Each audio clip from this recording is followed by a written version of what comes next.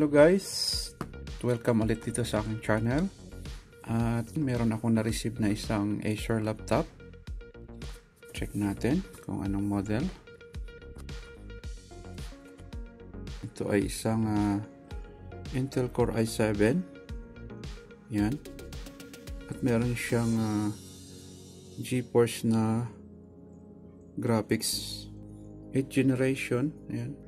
Ito ay Swift 3. Yan. So ito yung may function niya. Meron na siyang IPS, fingerprints. Yan. So marami siyang bagong features. At yung kanyang LCD ay Full HD na 1080p. So maganda siya. Ang problema pala nitong kanyang laptop ay mapapansin naman natin dito ay ang dami ng nawawalang mga keys. Yan. Tapos meron na rin siya ibang mga keys na hindi na nagpa-function. Bago tayo proceed ay shoutout ko muna si Sir Celestino. Sir, ito na yung laptop mo. At maraming salamat sa iyong pagtiwala sa akin na siyang gagawa ng iyong unit. At share ko sa iyo ang video na to para makita mo rin at mapanood mo kung paano pinalitan ng keyboard ang iyong laptop. Okay? So proceed na tayo sa ating pag-repair. Built-in type naman siya kaya wala tayong battery na pwedeng tanggalin. Nasa loob yung kanyang battery. Mga bagong model kasi na laptop ngayon guys ay puro built-in na yung battery. Naka-embedded na sa loob. Kaya wala na siyang quick access sa battery na mai-release natin agad. Ma-disconnect natin. Okay, so meron siyang 1, 2, 3, 4, 5, 6, 7, 8, 9, 10, 11, 12 na screws. Yan. Un-screw muna natin yan. At napansin ko wala na siyang DVD drive. Wala. Dito sa side na to wala rin DVD. Meron siyang dalawang USB 3, HDMI at Type-C plus 3.5mm jack at yung kanyang charger. Yung sa kabilang side naman ay card reader, USB 2 at security lock. So wala siyang DVD drive. Kanyang speaker nandito sa side na to, sa ilalim. So start na natin para ma-check natin kung ano yung klaseng flat wire cable para dun sa kanyang keyboard para ma-order natin kaagad. Okay, so unscrew na natin.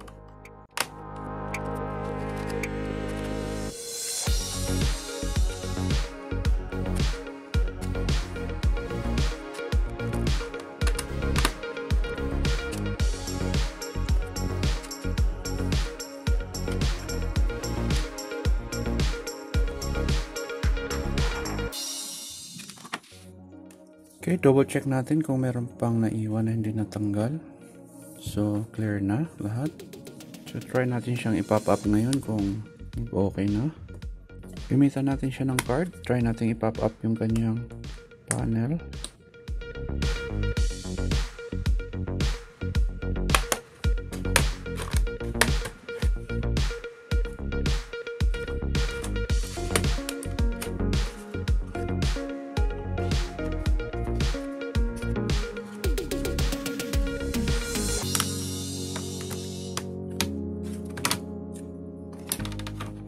Yan. So, na-open na natin. Okay.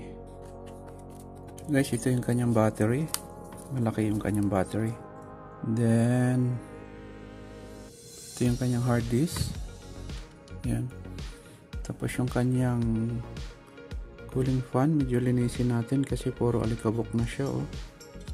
Halos kinapitan na siya ng alikabok. Okay. So, ito yung kailangan natin makita, itong type ng flat wire niya para sa keyboard. So yung kanyang keyboard guys ay built-in type. Ito ang mga bagong design ng Acer ngayon na hindi lang Acer, meron din minsan sa HP. So kailangan pag pinalitan natin ng keyboard ito ay talagang remove natin lahat to yung kanyang motherboard para ma-unlock natin yung keyboard niya. Okay, so sa ngayon ay try muna natin siyang ihanap ng keyboard, and then continue natin pag lumating na yung ating order na keyboard. Okay? Several days later. Kanina lang ay natanggap ko yung in-order kong keyboard. Ito, yan. So ito yung in-order nating keyboard para dito sa Acer na laptop. At unbox na natin para ma-check natin kung tama yung model na binigay sa atin.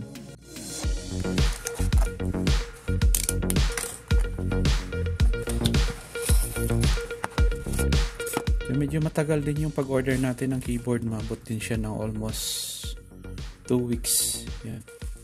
Okay, so ito na yung ating keyboard. Yan, maganda yung kanyang packaging. Yun. So, sana working ito.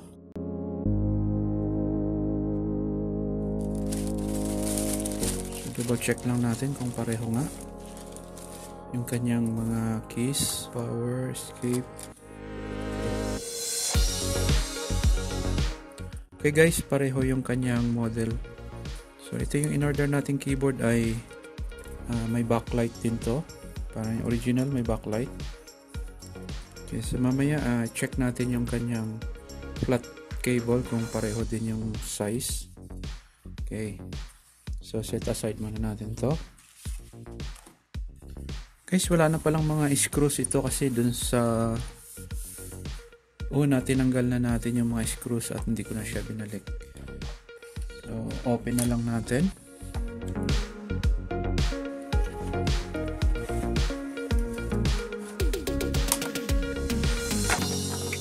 Yan. Medyo marami tayong tatanggalin dito ngayon. Lahat na accessories, lahat ng mga parts na to, like battery, hard disk, ito yung kanyang motherboard, lahat tatanggalin natin ito kasi yung kanyang keyboard ay andito sa ilalim nitong motherboard na to. Okay guys, so start na natin ang pag remove ng mga parts. So unahin natin itong kanyang battery. Disconnect natin yung kanyang battery cable. Yan, and then meron siyang 2 screws lang yata to guys. Tignan natin.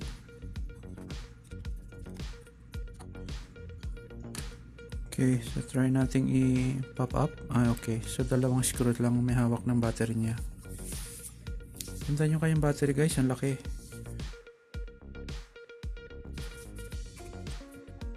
Okay, so next natin yung kanyang hard disk. Ito. Yung kanyang hard disk ay merong 3 screw, 1, 2, 3. Then ito yung cable niya. Pero i-remove na rin natin yung cable ng motherboard ng card reader para mas madali nating matanggal. Okay?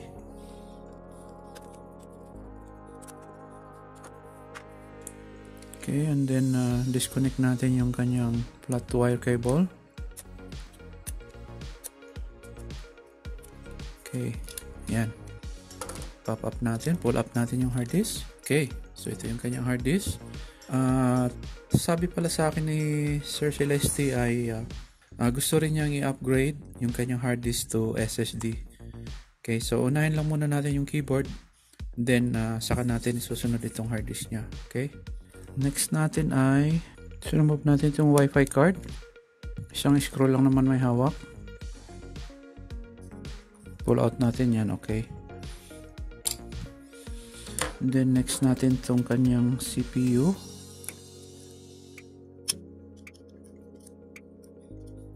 Meron siyang isang screw. Okay.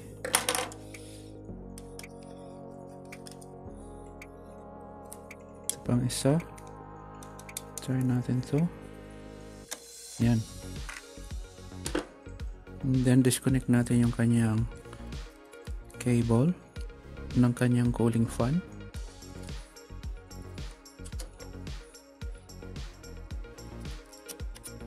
Okay. Now, pull out natin. Yan, okay. So, okay pa yung kanyang fan. And then, next natin yung kanyang motherboard. Ito na yung kanyang motherboard. So, disconnect muna natin yung mga cables. Yan.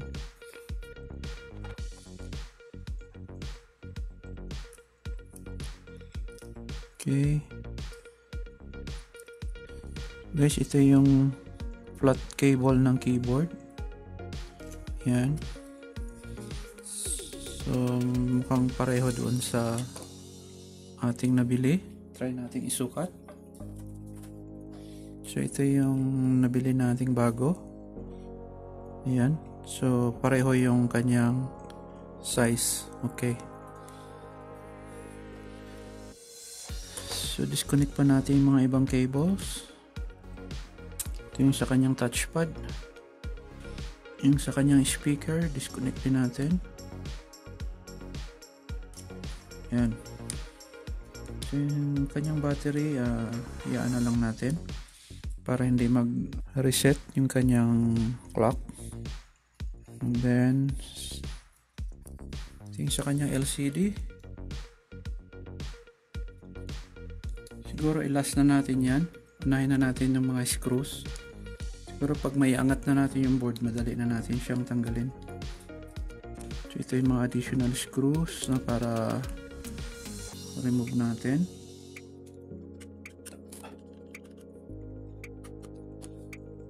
Try natin i-pop up kung susunod na. So meron pang mahawak. Yung sticker, remove natin. Baka nabablock niya. Ayun, siya nga. So, try natin i-pop up tong battery.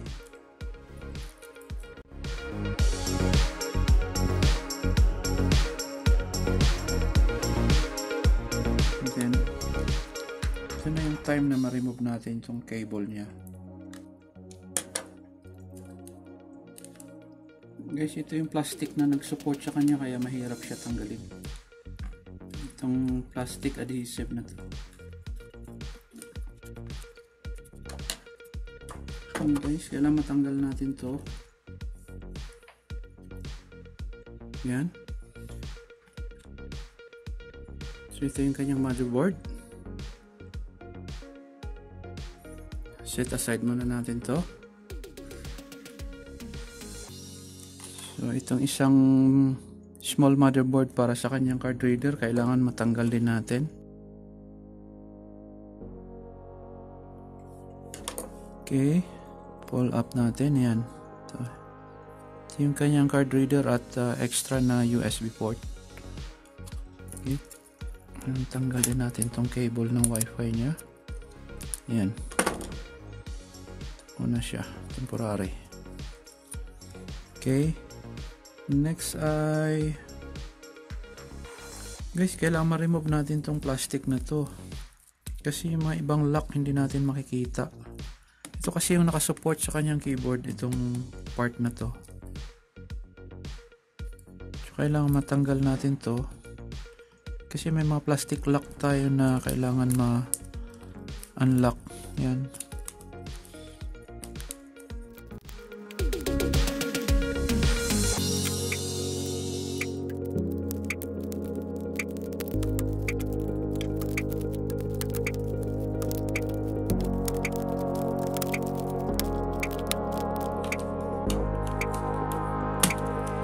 Okay.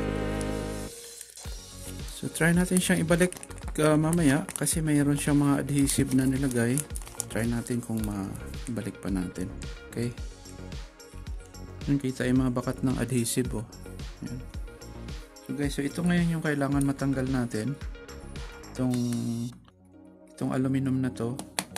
Kasi nandyan yung keyboard niya. Okay. So next natin ay i-unlock na natin tong mga plastic na to. Yan. So marami yan guys. Gandito yan. So lahat yan i-unlock natin.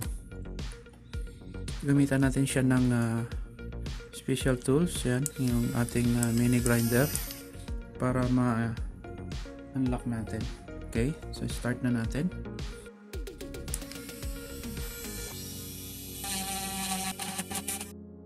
Guys, itong model na to, yung mga lock ng keyboard niya ay malalaki. Medyo matagal. Hindi katulad ng ibang model ay maliliit lang.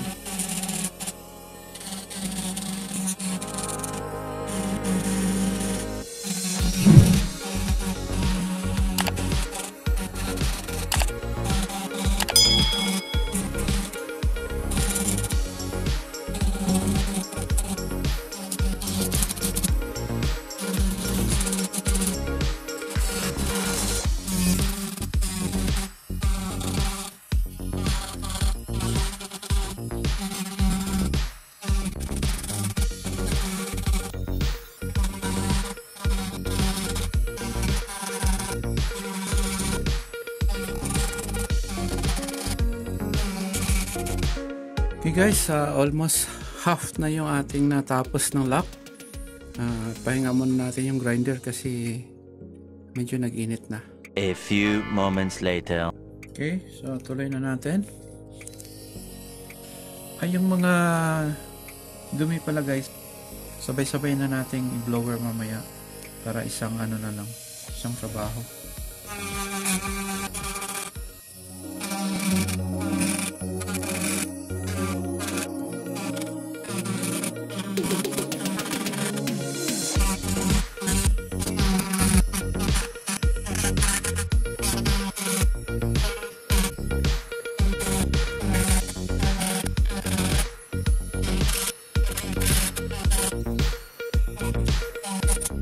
Pahinga ulit natin guys kasi umiinit yung grinder. A few moments later. Okay, tuloy na natin.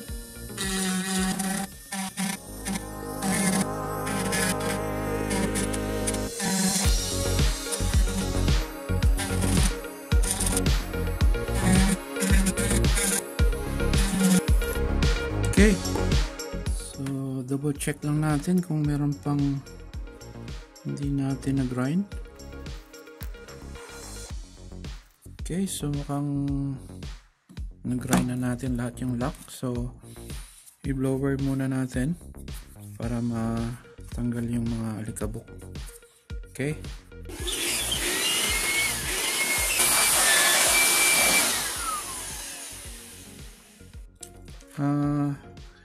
Kailangan pala natin tanggalin tong dalawang screw sa hinge niya kasi kasama yung kanyang aluminum dito sa loob. Pati dito sa kabila. So, unscrew muna natin to.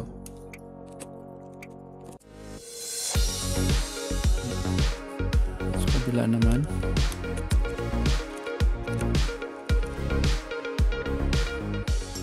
Now, try natin i-pop up yung hinge. Yan. Okay. Tapos yung kabila.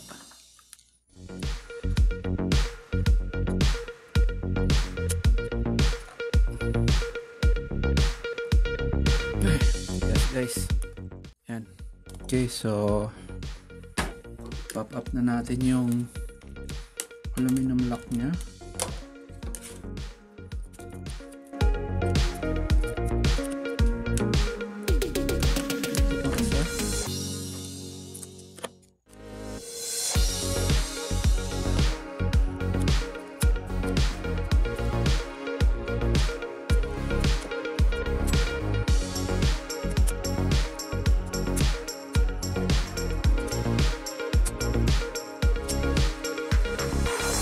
Okay. So, ayan. Tanggal na natin yung kanyang aluminum lock. At ito na yung kanyang keyboard. So, i-pop up natin. Guys, meron pa rin lock yung keyboard niya. Ito yung naiiwan. Ayan. So, i-grind pa natin yan. Kasi nakalock pa siya, oh. Daming sealed. So, ito nabibilang na lang 1, 2, 3, 4, 5, 6, 7, 8, 9. So, mga 10 siguro to 11, 12. Ayan, ito. 13. So, try natin i-grind ulit. Ito.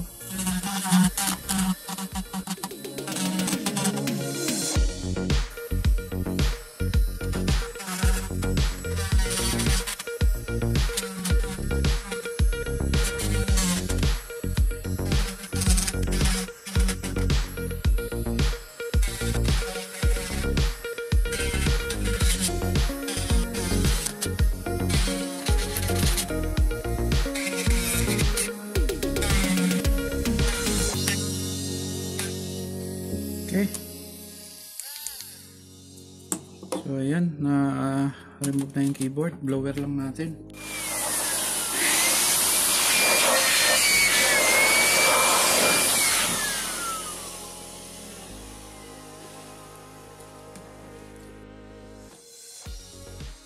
Okay, so ito na. Na-remove na yung kanyang keyboard. So ito ngayon, pahirapan pagbalik. Ang daming lock. So check natin yung nabili natin kung pareho. Okay, so ayan, okay naman. Meron siyang, ito sa backlit yata to guys. Ito yung sa ilaw. So yung mga butas, sana pumasok siya. So tabi na natin tong old one niya. Try lang natin i-swap kung mag-okay siya. Ayan. So far so good. Lumapat naman yung kanyang keyboard. Okay. Okay guys. Natanggal na rin natin yung magkabilaan na hinges niya.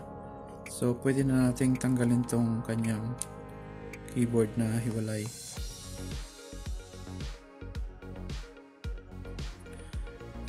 Okay guys, at hanggang dito lang muna sa part 1 ang ating video. At doon sa mga bago pa dito sa aking channel, huwag kalimutan, hit nyo lang ang like button at mag-subscribe sa aking channel. Thank you very much for watching and see you sa part 2 ng aking video. Bye bye!